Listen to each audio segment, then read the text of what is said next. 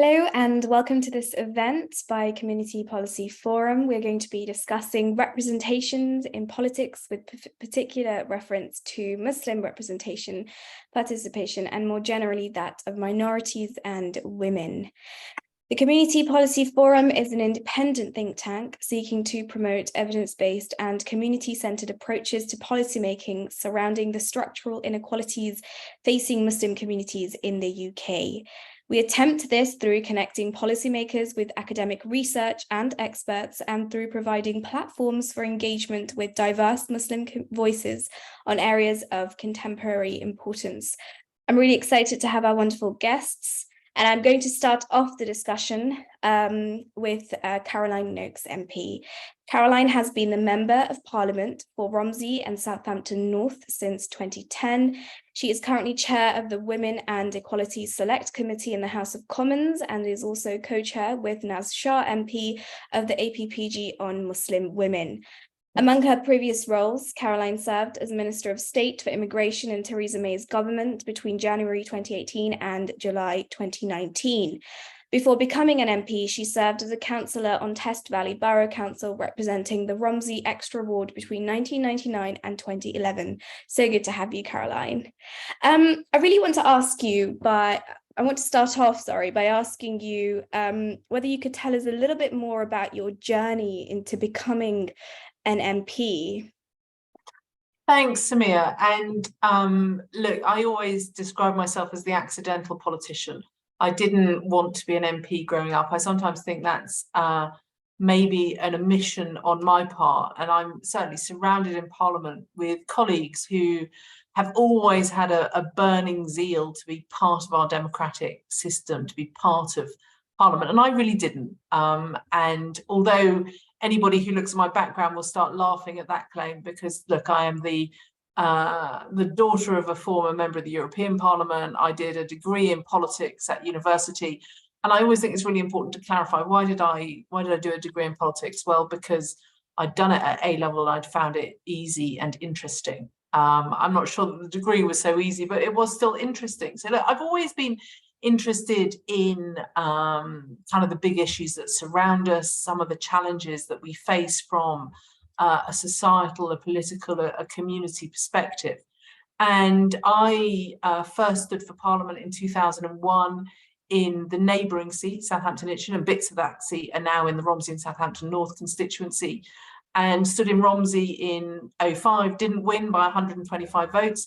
That I always tell everybody that was the most character shaping moment of my life. I was never again going to be somebody who didn't give whatever she tried to do her absolute utmost. So it turned me into workaholic, and won the election of 2010, and have ever since represented the town and surrounding area that has always been home to me. And I think that does shape your politics enormously, is that I am always going to come at this from the perspective of, you know, the average person that lives in a little market town in the south of England called Romsey. I'm not sure that that's always ideal, but I'm blessed to come from an area that is very tolerant, very educated. We have one of the highest proportions of graduates in the country, and you know, with a very strong civic community that like to do the right thing, which I think is incredibly helpful. Thank you so much. I now want to ask you about the work that you do in Parliament, in particular your work with the APPG on British Muslim women, and kind of what approach has the APPG taken in promoting greater gender representation of Muslim women, particularly in politics? So look, I tell everybody this, and I was at a meeting of the APPG probably only 6 weeks or so ago, and I finally felt I was in a room where we got the gender balance in Parliament about right, and it was absolutely full of women, full of Muslim women, some wearing the hijab, some not, a whole broad spectrum of political views. And I think that's important to reflect, is that no one party or organisation has a monopoly on good ideas or good people. And as a result of, and I always remember when Baroness Gohier asked me if I would co-chair the APPG, I mean, I instantly went back to her and went, why me? Why me? I'm not a Muslim.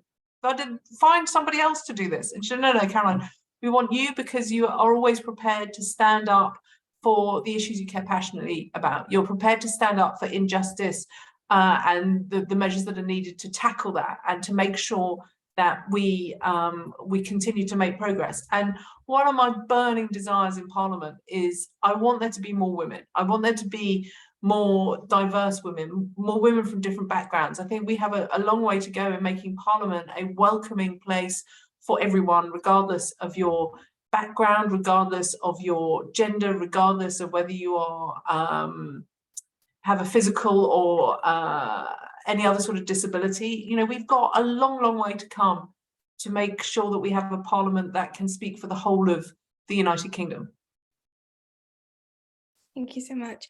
I kind of want to zoom out a little bit and ask from, your opinion, what steps can Parliament itself take in order to pave the way for greater gender representation? So look, I think Parliament needs to seize opportunities. And I would always point to the COVID pandemic, where we learned that remote voting, proxy voting was possible. I think we have to recognise that the sitting hours of Parliament are a challenge to parents in general, but women in particular, because we all still know, don't we, that women carry the greatest share of childcare and caring for elderly relatives. And it is hard when your home is not in London to manage your life so that you can fulfill all your caring responsibilities, so that you can continue to keep your home and family together. And so I think Parliament itself needs to have a bit more of a flex, learning and taking those things that it learned from COVID and translating them to now. And we're making progress on proxy voting, which is great news. I think restoration and renewal is another opportunity. Excuse me whilst I cough. So look, the building itself is not very welcoming. This is not me making a pitch to tear down perhaps one of the most iconic and historic buildings in our capital. It really isn't. But we have to make sure that restoration and renewal makes it a space that is welcoming to everybody, that is accessible for the disabled, that has facilities for nursing mothers, that is a safe and welcoming place to be. And one of my big bugbears, this sounds absolutely trivial, but is important in the grand scheme of things. If you wish to park your car in Parliament, there are 5 floors of parking underneath Parliament. If you have a small child in a buggy, there is a lift from floor 5 to the basement level, but then there is a narrow escalator to get your child, your buggy, your handbag, your laptop, everything up and into the building. But it's worse if you are leaving, because there is no escalator. There is a very narrow flight of very steep stairs. And my view is that if I can leave Parliament at some point having achieved one thing, then let it be that we have parent and child parking spaces on the ground level. Thank you so much. And I think your last, your discussion on how it would be, more accessible for mothers, I can relate as a mother myself. And I think that, we're always going to be advocating for better access and greater representation for women, for mothers. Thank you so much. It's been wonderful hearing from you. I would now like to go on to Dr. Stephen Jones. Dr. Jones is a lecturer in the Department of Social Policy, Sociology and Criminology at the University of Birmingham. His research covers themes including equality and discrimination, governance and political participation, and religion in public life. He specialises in the study of Muslims in the UK and their treatment by British society on the state, with his research in this area encompassing Islamic organisations, movements, governance and securitization, and Islamophobia. His most recent book is Islam and the Secular State, National Identity and the Transformation of Muslim Community in Britain, which was published in 2021. Thank you so much for joining us, Dr. Jones. I want to start asking you, what are some examples of positive interaction between Muslim groups and the government and public bodies? It's a good question. I think it's when you're talking about Muslim groups and their interactions with the state, it's often a very complex and sometimes fraught sphere in which to work. There are a lot of disagreements and disputes. Some of those are very valid. Some of those are less valid. There are difficulties in, say, who speaks for particular communities and who should work with government and so on. So finding cases where there have been tensions or breakdowns are not hard. And in some ways, it's harder to find the good examples, I think, sometimes. You have to look a little bit more under the radar, because what you tend to see in the press are those cases where there have been differences of opinion, and that might stretch right back to the last Labour government and the Iraq War and the invasion of Afghanistan and so on, through to the present day and discussions around counterterrorism and security. The examples you see where there's more positive engagement tend to be less flashy, less media-worthy sometimes, and sometimes the result of very long-standing interactions. I think there's two in particular that spring to mind when I think about sort of positive examples of state Muslim engagement, which I'll talk about very briefly. The first is around health, and in particular organ donation. I work in this at the moment and talking about Muslim communities and their relationship with science communication, interactions around COVID and various things like that.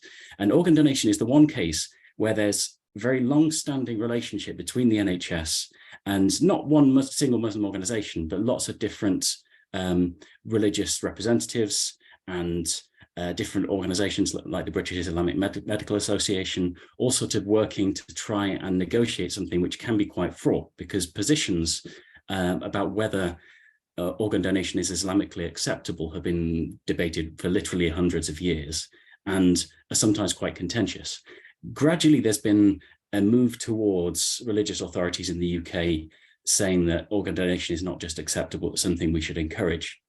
And the NHS has worked very hard at trying to think through how they can work with religious authorities. There's a particular person called Mufti Zubair Butt, who is, if you Google his name and the NHS, comes up with an example of a fatwa he produced to try and encourage organ donation, partly based on his own experience, but working with the Muslim Council of Britain and the British Islamic Medical Association as well.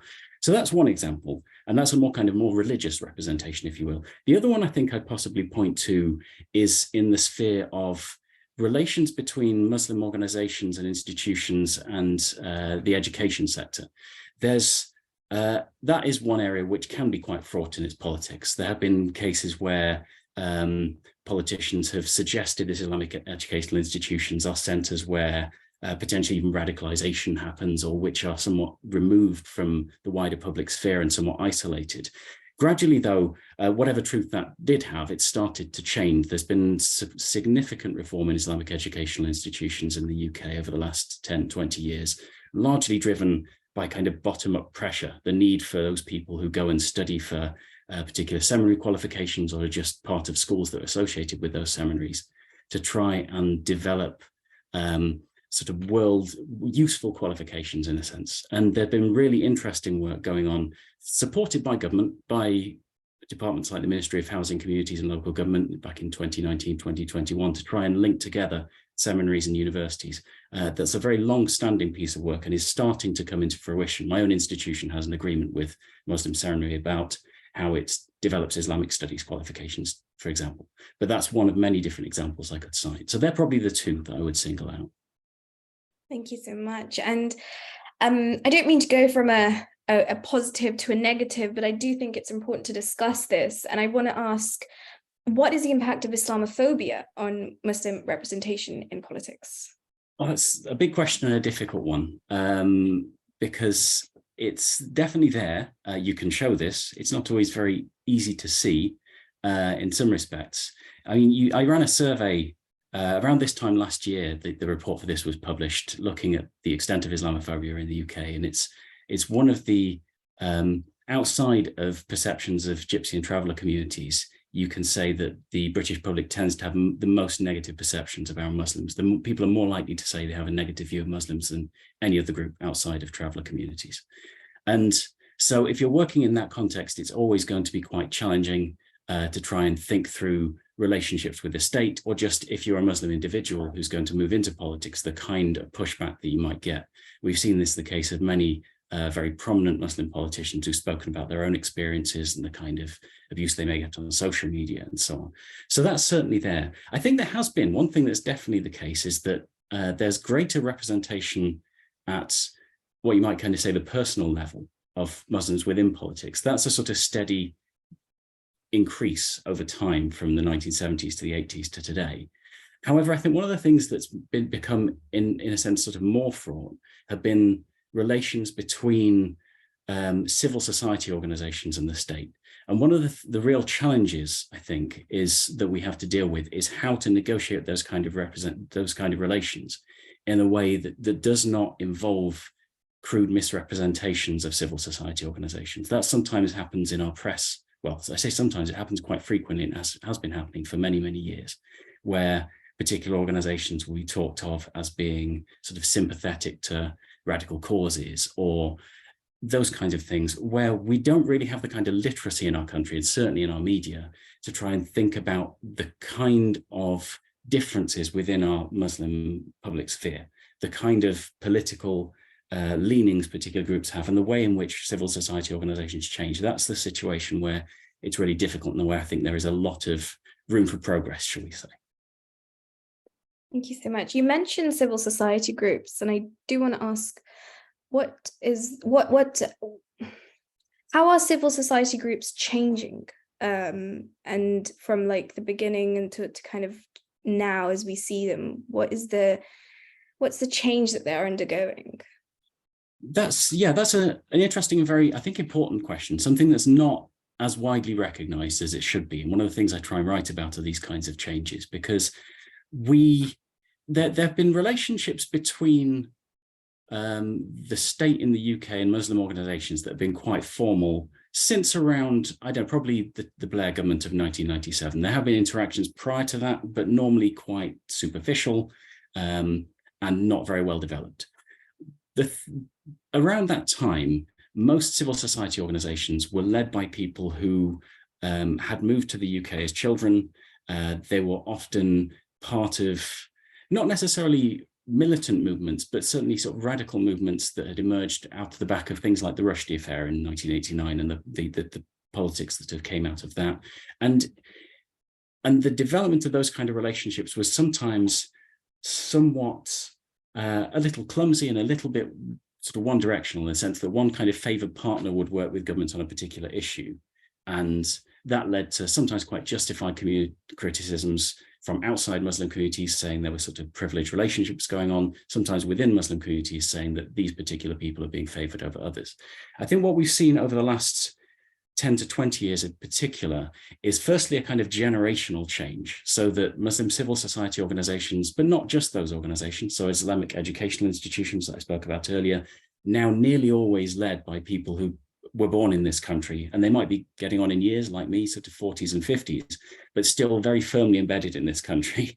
And then therefore sort of able to sort of speak to the concerns a little bit more depthly than was the case perhaps in the past. And certainly there's a greater awareness of differences within the Muslim community than there was previously. Now, whether that's more widely recognized, I'm not so sure. That's something I think that our public sphere would do better to sort of accommodate. There have been huge generational shifts, particularly in, say, the Muslim Council of Britain, which is probably the largest umbrella body, where you have a situation where I think 10, 15 years ago, the leadership was all around, in the mid-50s. I think that shifted and is now down to around sort of people on average age about 35, 40, because there's been a sort of shift in the generational leadership of the organization. And that in turn sort of shapes its own outlook, the kind of concerns it responds to and so on. Thank you so much. It was great hearing from you. We now come to Nabeela Mowlana. Nabeela is the National Chair of Young Labour and a Councillor for Park and Arbourthorne in Sheffield. Thank you so much for joining us. So from your perspective as someone young in politics, I want to ask what opportunities exist for young Muslims to enter into politics? That's a really, really interesting question. I think young Muslims have been politicised because of the circumstances we grew up in. Yes, because of legislation such as like Prevent or any other legislation that came off the back of like the war on terror. But also because of, I think, like the circumstances we grow up in.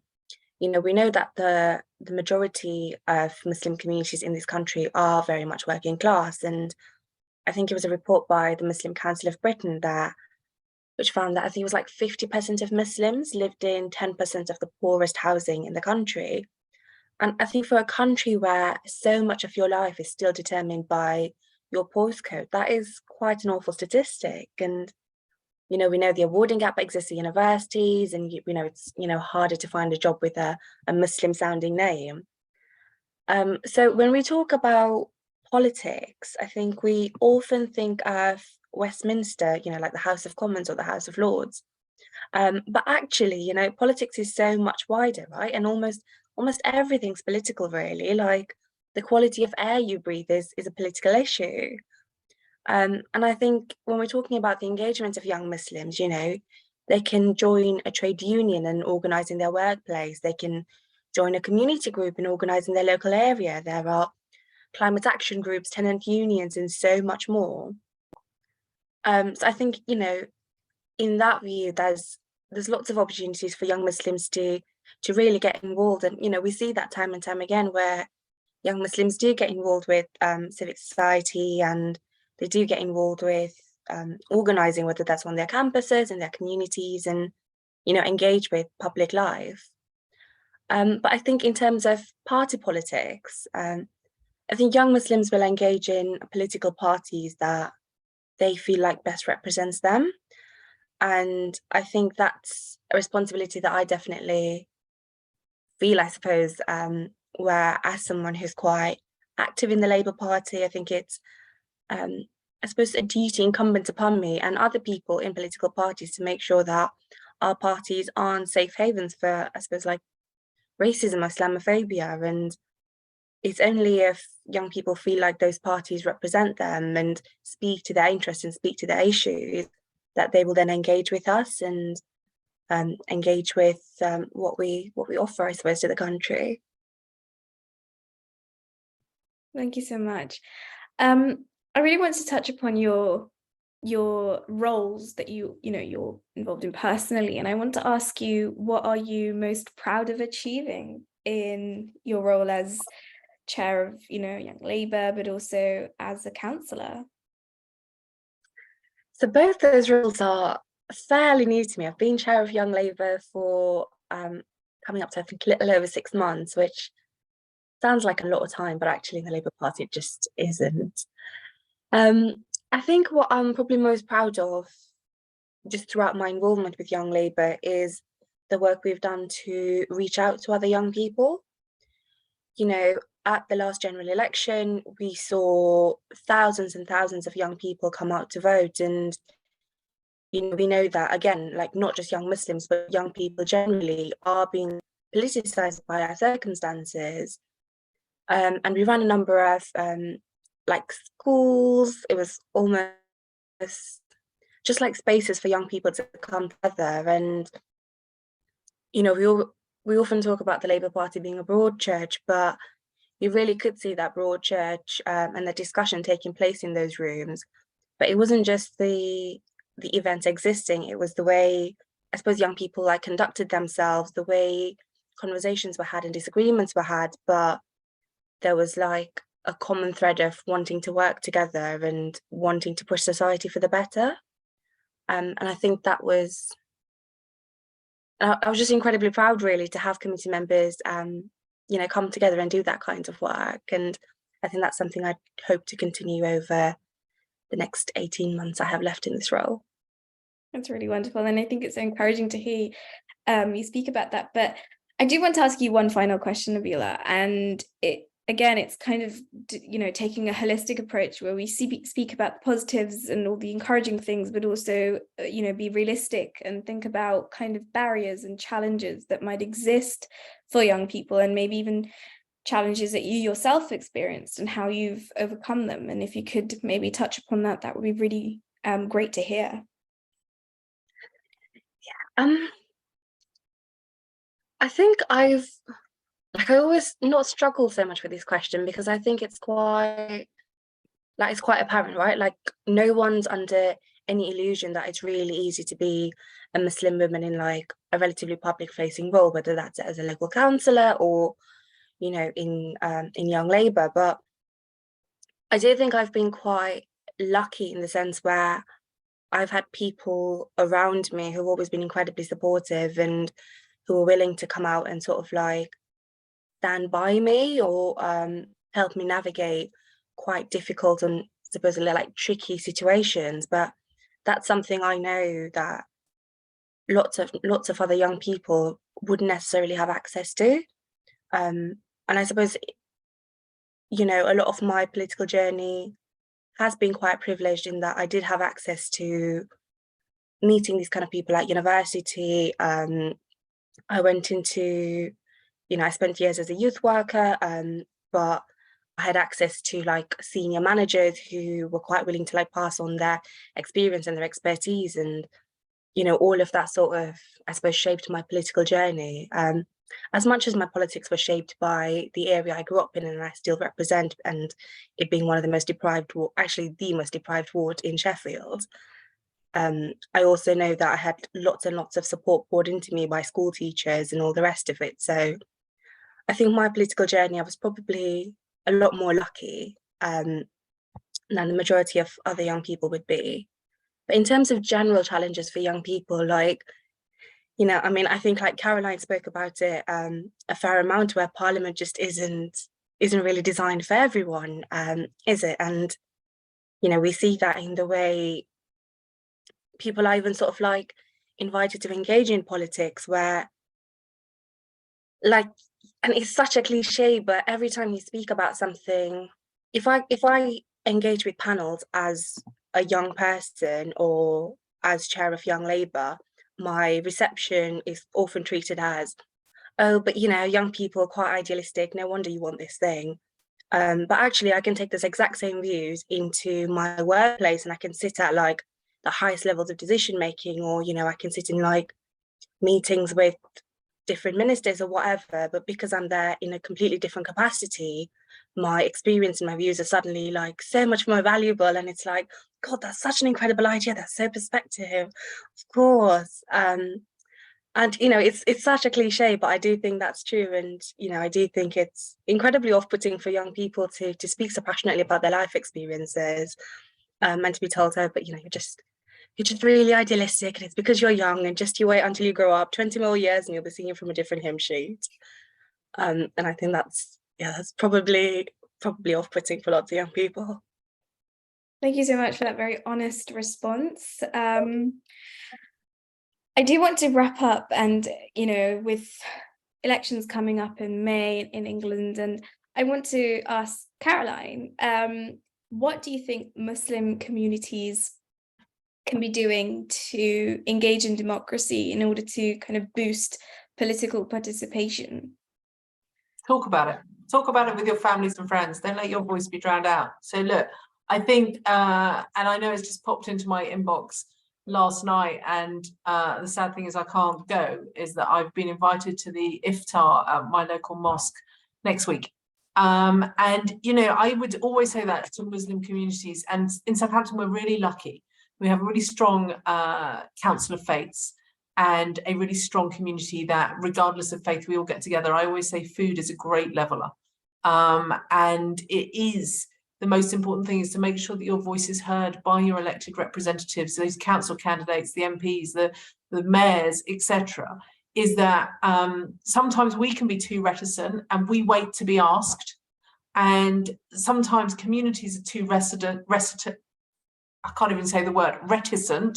and expect us to turn up uninvited.